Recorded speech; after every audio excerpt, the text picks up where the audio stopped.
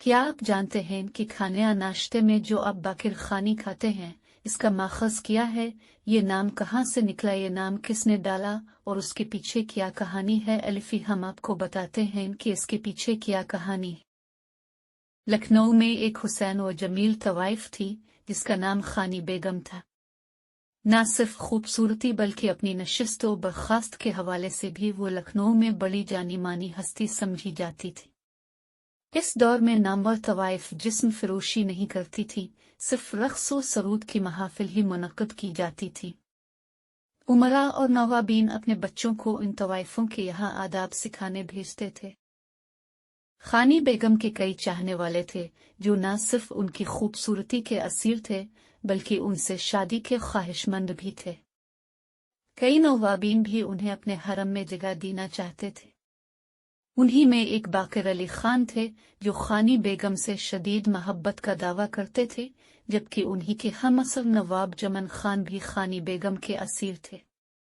दोनों नवाब चाहते थे कि खानी बेगम उनके हक में फैसला दे।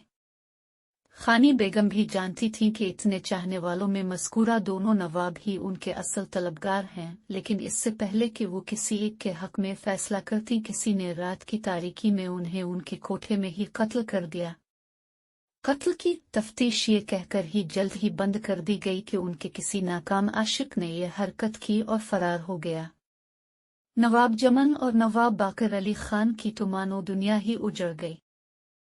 नवाब जमन ने तो फिर भी जल्द ही खुद को दूसरी मसरूफियात में उलझा लिया, लेकिन नवाब बाकर अली खान सिर्फ अपनी हवेली तक महदूद होकर रह गए। न कहीं आते थे न ही किसी से मिलते थे। सारा दिन सिर्फ खानी बेगम की याद में घुलते रहते हैं।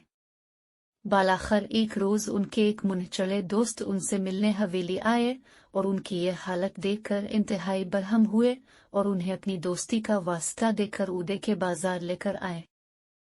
उदय के इस सुनहरे दौर में जहां नवाबीन के दीगर मशगलों के रिवाजों और फरमाइशों का ख्याल रखा जाता था, वहीं आए रोज खाने की भी कोई ना कोई नई डिश जरूर बनाई जाती थी। अगर तो वो डिश नवाबों को पसंद आ जाती तो फिर उसे हर बावर्ची ही बनाने लगता, और अगर पसंद न आती तो उसे फौरन ही तर्क कर दिया जाता। अलगर्ज नवाब बाकर अली खान के दोस्त उन्हें उदय के मशहूर नानबाई के यहाँ ले आए और इसे कुछ खास लाने की फरमाइश की। नानबाई भी शायद जानता था कि नवाब बाकर अली खान को कोई आम जायका कहाँ भाएगा, चुनांचे उसने जल्द ही अपनी सबसे नई तख्लीक उनके सामने पेश कर दी। बाकर अली खान ने बड़ी बेदिली से एक लुकमा तोड़ा और मुंह में रखा। एक लहजे के लिए उन्हें ऐसा लगा मानो मुंह में जायकों की बहार उतर आई हो। उन्होंने फौरन ही इसे बनाने वाले नानबाई को तलब किया।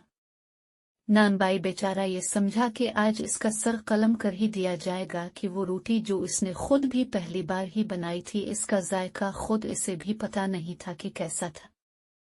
वो डरते डरते बाकर अली खान के सामने गया तो उन्होंने इससे पूछा कि ये रोटी तुमने बनाई है? इसने इस बात में जवाब दिया। बाकर अली खान ने पूछा कि इसका नाम क्या है? अब तो नानबाई और घबराया कि जरूर रोटी में कोई नक्स था जब ही इसका नाम पूछ रहे हैं।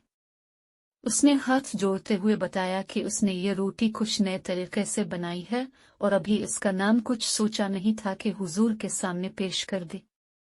अगर हुजूर कहेंगे तो वो आइंदा कभी इसे नहीं बनाएगा।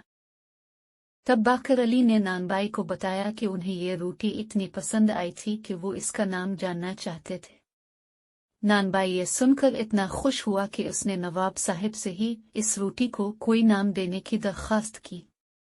तब नवाब बाकर अली खान ने अपने दोस्त और इस शाही नानबाई से कहा कि हम जिनसे मोहब्बत करते थे उनका नाम खानी था और हमारा बाकर है। जिंदगी में तो हम मिल ना सके तो क्यों ना इस रोटी का नाम ही बाकर खानी रख दें। दुनिया में जब भी और जहां जहां भी ये रोटी खाई जाएगी लोग हमारा नाम एक साथ लेंगे। नवाब बाकर अली खान के मुंह से निकली बात फौरन ही कबूल कर ली गई। यूं इस तरीके से बनाई जाने वाली रोटी अब भी कई तगैर और मुख्तलिफ इश्काल के साथ आज भी पाक व हिंद में खाई जाती है और बाकर खानी का नाम एक साथ मरबूत है।